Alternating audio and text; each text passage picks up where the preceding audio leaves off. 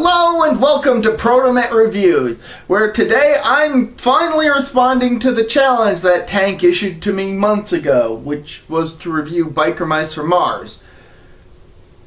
I've been busy. Kind of. But today, as I just said, I'll be reviewing Biker Mice from Mars. So, let's rock and ride!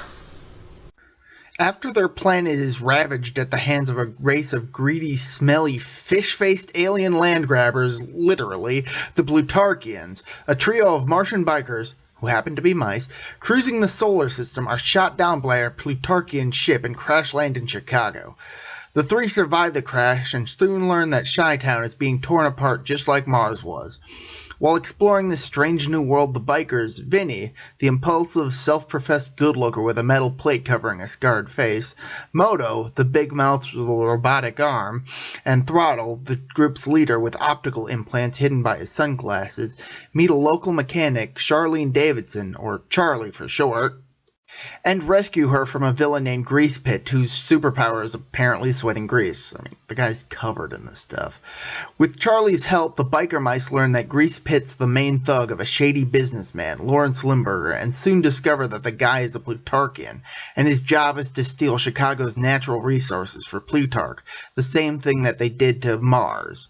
Now the biker mice make it their mission to stop Limburger and his lackeys, the aforementioned Grease Pit, as well as the mad scientist Dr. Carbuncle and his masochistic mutant assistant, Fred, and protect Earth.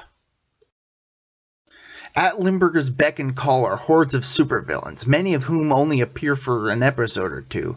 But both Limburger and the biker mice also have to contend with the Pit Boss, a criminal kingpin in charge of Chicago's seedy underbelly.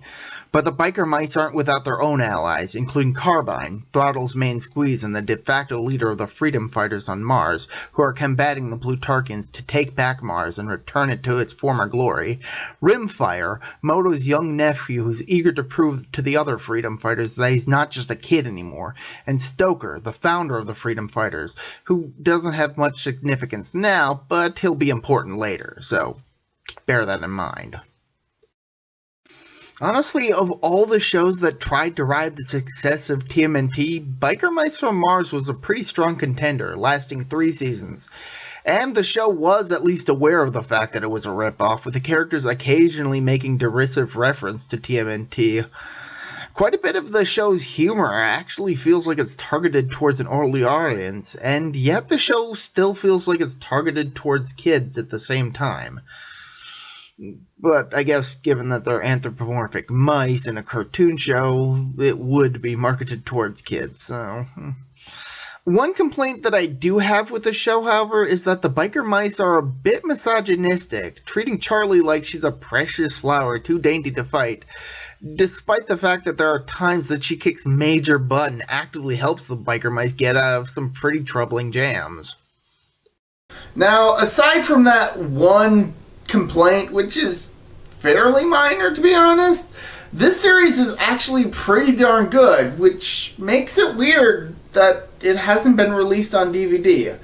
Aside from the first season, which is so long out of print that I couldn't actually get a copy of that for this video. In fact, I honestly had to find a lot of the episodes on other sources like YouTube.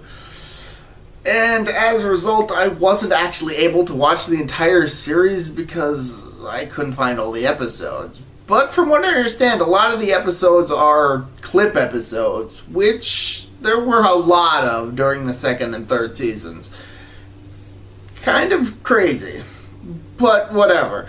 Biker Mice from Mars was a pretty good series, but it only had 3 seasons, and like a lot of other shows that both at that time and even now, when they get cancelled, of course that means that their stories are left unfinished.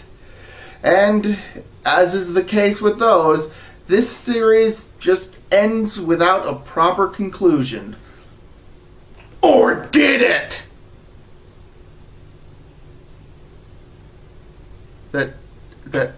You'll have to wait till part 2 of this video to find out if it did or not. I guess spoiler alert, it did, but I'll cover that later in the next video, which should be coming soon. In the meanwhile, if you want to check out more of my stuff, I've got the last video I released on this channel here, so check that out. You could also subscribe. I don't know where that's going to be. It's going to be somewhere. Or alternatively, you could check over here for a video I did over on Game Zilong, which is the other channel I do with my buddy Tank. So till next time, guys, see ya!